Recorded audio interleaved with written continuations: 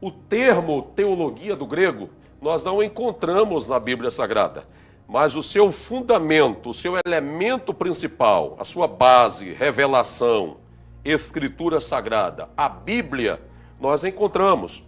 Nós temos uma referência que é 1 Pedro, capítulo 4, versículo 11. Deixa eu colocar aqui no quadro, você pode acompanhar na sua Bíblia. 1 Pedro, capítulo 4, versículo de número 11. Lá aparece de maneira transliterada no grego o seguinte: teologia ton theon, que significa a palavra de Deus. Perceba, algo bem próximo aí, né, do significado ou a definição do termo grego teologia. O que é que Pedro nos diz no capítulo 4 da sua primeira epístola, versículo 11? Se alguém fale, deve falar segundo a palavra de Deus. O teologia ton theon, de acordo com a palavra de Deus. Então, na Bíblia nós encontramos aquilo que é essencial, ou fundamento da teologia, as Escrituras, a Bíblia, a palavra de Deus. Agora, como conceito geral, amplo, de uma área do conhecimento, teologia, irmãos, adquire um contexto bem amplo, um sentido bem generalista. E nós sabemos que isso compreende diversos conceitos a respeito de Deus. Conceitos que nem sempre para nós cristãos vai parecer ser os mais adequados, né? Nós temos dois grupos da teologia, de concepção com relação à teologia. O primeiro grupo é o da teologia ampla, uma teologia generalista, chamada também de teologia natural. Essa teologia, ela traz as suas concepções a partir da análise da própria natureza, muito baseada na razão humana. É uma teologia bem próxima da filosofia. A teologia validada pelo MEC, a teologia acadêmica, ela se enquadra dentro desse primeiro tipo aí de teologia, a teologia ampla, a teologia naturalista, a teologia que privilegia o natural e a razão humana. Então, essa teologia humanística, intuitiva e plural, ela visa unicamente o conhecimento pelo conhecimento. Ela visa unicamente o intelecto do ser humano. É a teologia acadêmica, plurirreligiosa, reconhecida pelo MEC. Eu vou dar um exemplo aqui bem básico. Nós sabemos que o Espírito Santo, a doutrina dele, chama-se pneumatologia. Quando você estuda a teologia, em um aspecto mais amplo, uma teologia validada pelo MEC, no estudo do Espírito, da fenomenologia do Espírito Santo, você também vai ter acesso ao estudo do Espírito nas religiões, por exemplo, afro-brasileiras e etc. Esse tipo de teologia ampla, generalista, naturalista, trata a Bíblia meramente como mais um livro sagrado, assim como é o Alcorão para os muçulmanos, como é os Vedas ou Bhagavad Gita para os hindus lá na Índia e etc. Então é uma teologia ampla, uma teologia plurirreligiosa. Essa teologia é perigosa para nós cristãos, porque essa teologia, queridos, ela nega completamente a inspiração das Sagradas Escrituras. Ela não concebe a Bíblia como verdade, como inspirada. Há uma concepção dessa teologia ampla, natural, que afirma que a Bíblia não é a palavra de Deus. Ela apenas contém a palavra de Deus. Percebam, nessa concepção, em a Bíblia conter, estará a negação de que a Bíblia seja inspirada completamente, né? Nós temos a concepção dentro da tradição cristã de que a Bíblia é plenariamente, completamente inspirada, todas as suas partes. Então, para nós a Bíblia não contém a palavra de Deus, a Bíblia é a palavra de Deus. Então, essa teologia ampla naturalista, ela envolve o conhecido liberalismo teológico, que vai nascer no século XVIII, sob influência do iluminismo, o racionalismo. É uma teologia que até vai aceitar a Bíblia como um livro revelativo, mas vai tirar da Bíblia o fator sobrenatural, o fator dos milagres. Há teólogos liberais que não creem, por exemplo, que a abertura do Mar Vermelho tenha acontecido de maneira literal. Para eles, há uma figura, uma tipologia ali. Negam completamente o fenômeno dos milagres. Eu tive um professor desse tipo, né, da teologia ampla, naturalista, que aí ele foi perguntado: professor, aquele fato mencionado em Atos, quanto a Ananias e Safira mentiram contra Deus, por conta disso foram penalizados, morreram, aquilo aconteceu? Aí o professor liberal, adepto dessa teologia ampla, naturalista, afirmou: meu jovem, aquilo ali nunca aconteceu, aquilo foi uma parábola. Então veja, é estranho para nós, não é? É uma aberração, na verdade, essa teologia ampla, essa teologia natural. Uma teologia que privilegia a interpretação subjetiva do leitor, o que o leitor acha e não o que o autor do texto sagrado, na verdade, está afirmando. É uma teologia, né, que traz algumas pautas sociais, modernas, como de gênero, né, enfoca mais o social, ou seja, uma teologia reducionista que não visa a eternidade, mas o aqui e agora, e uma teologia que traz bastante contextualizações com a política. Então, a teologia ampla, natural, ainda que ela seja interbíblica.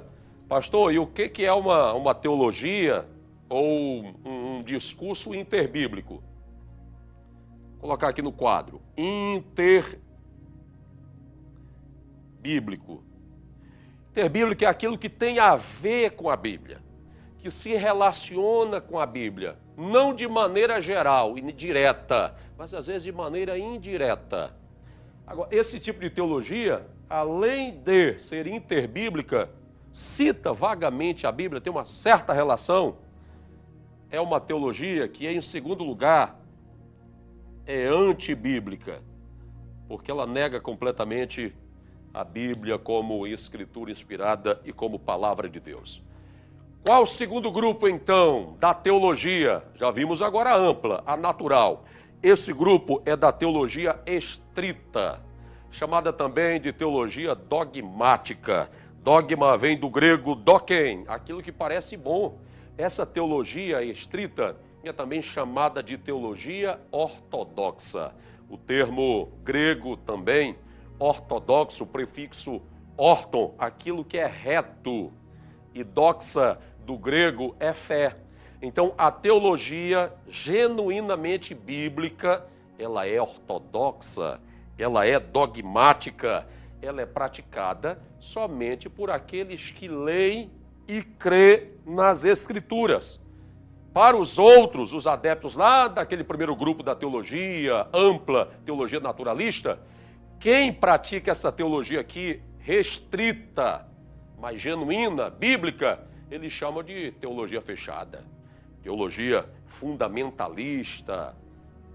É uma teologia que envolve um retrocesso, mas para os praticantes dessa teologia, nós, cristãos ortodoxos e conservadores, para nós, essa teologia, ela afirma que todo discurso, qualquer conhecimento ou afirmação sob a inspiração do Espírito Santo é a verdade. Está contido na palavra de Deus, então nós acolhemos como verdade. E eu vou trazer algumas características dessa teologia genuína, dessa teologia bíblica. Primeiro, é que essa teologia genuína, ortodoxa, ela é cristocêntrica. Cristo está no centro. Ela enfatiza a redenção como tema da Bíblia. É uma teologia soteriológica que afirma que o homem, por conta do seu pecado, está alienado de Deus e que Deus, o Senhor, quer salvá-lo. Essa teologia estrita, genuína, ela também é bíblica, normativa. Nós não lemos a Bíblia apenas como histórias bem contadas, engendradas, bem narradas. Não, para nós há um valor de aplicação. Aquilo é regra, é um padrão que nós devemos seguir. Essa teologia afirma que a Bíblia ela é atemporal. Mais do que isso, ela tem princípios, seus ensinamentos são eternos. Já dizia o saudoso evangelista Billy Graham, a Bíblia não é antiga e nem moderna. A Bíblia ela é eterna. Cristo mesmo afirmou, passará céu e terra, mas a minha palavra não há de passar. Glória a Deus, que maravilha, né? Essa teologia também afirma que a Bíblia, sua mensagem, possui um único sentido. Ou seja, isso aí se baseia a questão da hermenêutica, da interpretação, de encontrarmos o sentido original, pretendido por aquele autor, naquele livro sagrado, naquela passagem contida naquele capítulo, dentro de um contexto específico. Então a Bíblia só possui um sentido único, literal. Agora, claro, nós podemos fazer diversas aplicações, desde que haja coerência à luz da Bíblia, desde que não se viaje na maionese, não se exagere. É necessário isso concordar com toda a Bíblia e também com a doutrina e a teologia cristã. Então, vou repetir. A Bíblia, sua mensagem, o seu texto só possui um único sentido, ainda que seja possível extrair diversas aplicações. Agora, meus queridos irmãos, eu vou colocar aqui um exemplo de um texto bíblico, que há um sentido original e que tem sido feita uma aplicação errada. Estou dando apenas exemplo. De repente eu seja até malhado por conta disso. Tenha paciência comigo, tá bom? Vou dar um exemplo aqui de um texto bíblico que há um sentido original, mas que as pessoas fazem uma aplicação prática indevida. Provérbios 8:17. É esse segundo exemplo. Isso aqui vai mexer com algumas pessoas, hein? Provérbios 8:17. Lá diz o seguinte: eu amo os que me amam, e os que de madrugada me buscam, me acharão. Bom, como normalmente tem sido interpretado esse versículo? Que o versículo está se referindo à oração na madrugada. Mas será se esse é o sentido original desse texto? Vamos observar. Provérbios 8, quando você ler o versículo 1, nós temos ali a apresentação da sabedoria, como uma pessoa, a sabedoria personificada. Provérbios 8:12, a sabedoria, ela está se apresentando ali usando a primeira pessoa. Disse, eu, a sabedoria, eu estou falando. E aí, entra aqui no contexto, chega em Provérbios 8, versículo 17, ela diz, eu, a sabedoria, o conhecimento, o temor do Senhor, eu amo aqueles que me buscam, aqueles que procuram conhecimento, temer a Deus, conhecer a Deus. O quanto mais cedo vai ser melhor. Então percebe que o contexto original não tem a ver com oração pela madrugada, mas tem a ver com sabedoria e conhecimento de Deus. Aí de repente você diga, caramba pastor, mas então é pecado, é errado orar pela madrugada? Não. Gênesis 19:27 diz que Abraão se levantou de madrugada para falar com Deus. Não é? Jó 8:5, Jó diz assim, pela madrugada eu posso clamar ao Todo-Poderoso e pedir misericórdia dele. A questão é que Provérbios 8:17, a aplicação que se faz, ela não é uma aplicação coerente, ela não concorda com o contexto do capítulo 8, tá bom? Então, queridos, a teologia é uma ciência, mas uma ciência divina. Mas ela também é uma ciência a partir da Idade Média, né? Ela vai ser organizada como uma ciência das humanidades, possui os seus métodos, né? Possui a sua maneira de tratar os seus objetos. Quão maravilhosa é a teologia como ciência bíblica, como ciência divina. A teologia é uma ciência completamente diferente das demais. Vem do latim sui generis, ou seja, diferente das demais. Eu vou dizer para você, as outras áreas do conhecimento, a ciência, por exemplo, o método dela e o campo de atuação dela é a natureza, é o natural, o tangível. Agora, a teologia, ela é sui generis, ela é diferente, porque o campo e o método dela é o sobrenatural, é o divino, é um intangível. Então imagine aqui comigo, um cientista da área da oceanografia. Qual é o campo de estudo dele? É finito ou infinito? Claro que é finito, são os oceanos. Agora, para o teólogo, estudante de teologia, da Bíblia, qual a área de estudo? Tem um fim, tem um limite? Não. O teólogo está lidando com aquilo que é infinito, com aquilo que é transcendental, está lidando com o próprio Criador, com Deus. Aí está, a teologia é uma ciência única e diferente, e quem estuda teologia nunca será grande. Como assim, pastor? Eu quero ser teólogo para usar anel no dedo, né, para mostrar meu título, meus conhecimentos. Meus irmãos, estudar a teologia deve ser feito com muita humildade. Em outras áreas, outras profissões, na ciência, na matemática, como professor, pode existir grandes cientistas, grandes professores. Agora, como a teologia estuda o intangível, o infinito, o eterno, é muito arriscado e muita presunção nós afirmarmos que somos um grande estudioso sobre Deus, se tudo que a Bíblia nos fala sobre Deus está nas Escrituras. Então, diante desse objeto grandioso que é Deus, que é o eterno, quem você será? Sempre seremos meros servos e às vezes até inúteis, né? Porque não vamos conseguir abarcar o todo do que de fato é a teologia, como essa revelação de Deus. Isso é coisa grandiosa demais, irmãos, para nós meros mortais. Que aí nós temos uma afirmação que comprova a importância, né? Por que a teologia é importante? E aí diz, leia comigo, o cristão precisa expressar a sua fé de maneira inteligível, racional e convincente, a fim de que possa testemunhar da fé a outros. É aqui que entra a importância da teologia bíblica, para nós alcançarmos essa compreensão. Eu vou dar um exemplo dentro da Bíblia para você do que é fé e do que é compreensão da fé. Vou colocar uma referência bíblica bem conhecida, Evangelho de Cristo, segundo escreveu Mateus, capítulo 16. Mateus, capítulo 16. Você pode lê-lo do versículo 17 ao 23. Qual o contexto dessa referência? Cristo está interrogando os discípulos. Quem eu sou? E aí o Pedro, no versículo 17, cheio do Espírito Santo, ele vai afirmar fé, é uma declaração de fé. E diz, tu és o Cristo, o Filho do Deus vivo. Que coisa maravilhosa. Isso é uma declaração de fé, ok? Aí após essa declaração de fé, Pedro afirmou fé. Aí Cristo começa a falar da sua missão. Se importa que o Filho do Homem sofra, o Filho do Homem vai ser entregue na mão dos pecadores, o Filho do Homem vai morrer. Aquele que tinha acabado, Pedro, tinha acabado de afirmar fé, revela agora uma incompreensão da fé. E vai dizer, Senhor, não aceita isso.